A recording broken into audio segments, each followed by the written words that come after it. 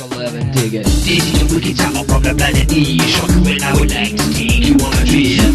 Come on along now and listen to our tunes. Just sit back as we go zoom, zoom, zoom. Who is she and what's the trouble? Who is the girl? Hey guys, welcome to Frank's Tech Help. Today we're going to be taking a look at the Roku 2 XD model. So this is the second variation that the Roku has come out with, and the box is actually much smaller. And as you guys probably already know, the Roku can be used with many various different services. Primarily I use mine with Netflix, but they do have various other services that you can use this with. So let's go ahead and unbox this puppy and see what's inside. My money's getting bigger with every single time I hit the record, and away we go. Where she stops, nobody knows. Everybody said it can't be. Here we are, we've got everything laid out here. So the first thing I'm going to do is go ahead and put the batteries in. It does come with two AAA batteries. Drop those in real quick.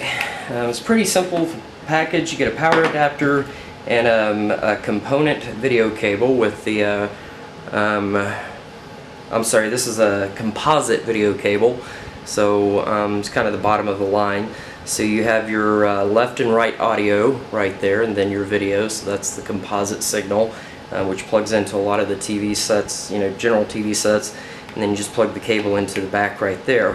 Now, optionally, you can purchase an HDMI cable. I think they're like $9 through the Roku website. I actually had a ton of these laying around, so that's what I'm going to hook up mine with, is going to be the HDMI cable. So the Roku 2 is a lot smaller than the original Roku. The original Roku is probably about like that much bigger, as you can see right there, like probably about that size.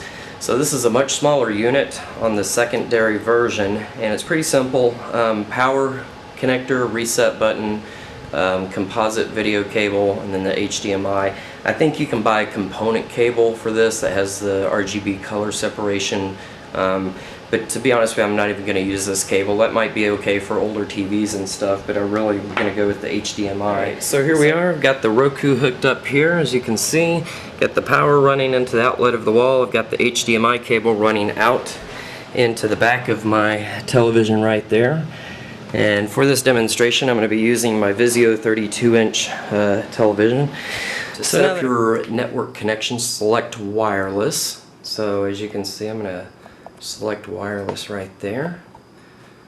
Hopefully you guys will be able to see all of this. So I'm going to select wireless.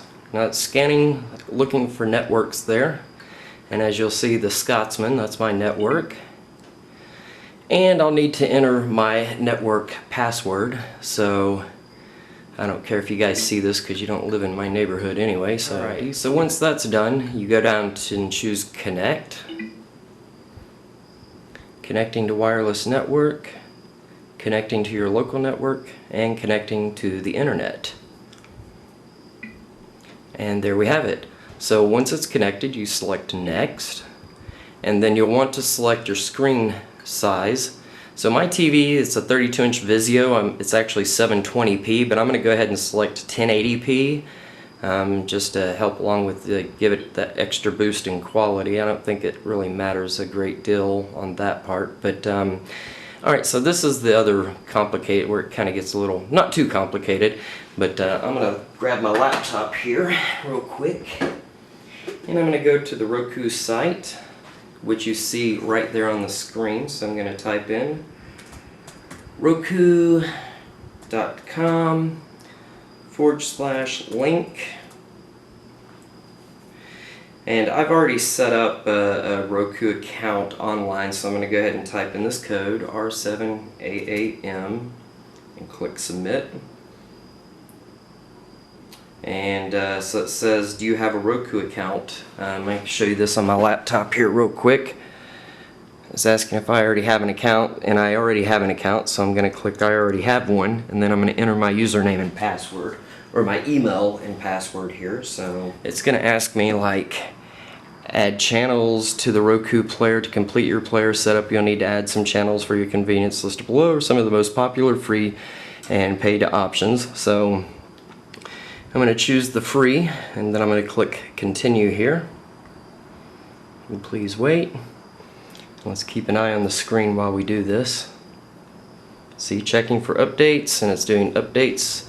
17, and that's because I've previously added some channels onto that anyway. So in there, so congratulations, you've successfully set up your Roku. And then so let's go to the home screen and start jamming. Okay, so there you have it. That's the basic setup process and everything. And then I'm going to click on to go to Netflix.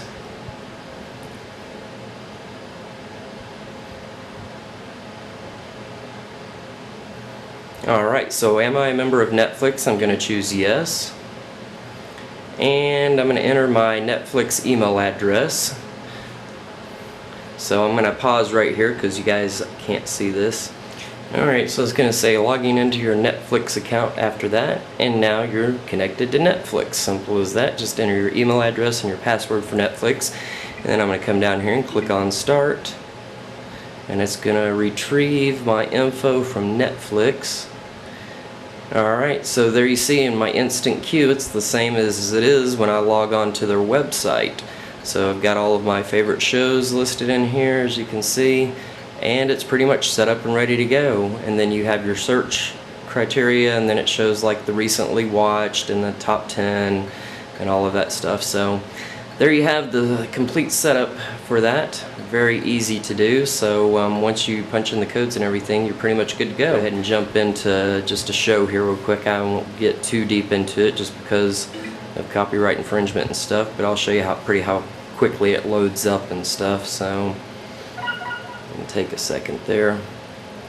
And the first time I hook it up, it usually tends to take a few, like a minute or two for it to queue up, but once it's warmed up and ready to go, it kicks in pretty quickly. So of course my wireless network, the router is still in the same room. So, and you'll notice it's a little fuzzy at first, but then after a few seconds it kicks in and it clears up really nicely. So like the first few seconds of the video, it's going to be kind of fuzzy. There, now it kicked in and it's nice and clear. So I'm going to go ahead and pause there. So alright guys, there you have it. It's my review and setup and everything for the Roku 2 XD unit. Hope this video helped you out. If it did, please post, comment, and as always, thanks for watching Frank's Tech Help. Peace. Come on along now and listen to our tunes. Just sit back as we go zoom, zoom, zoom. Who she and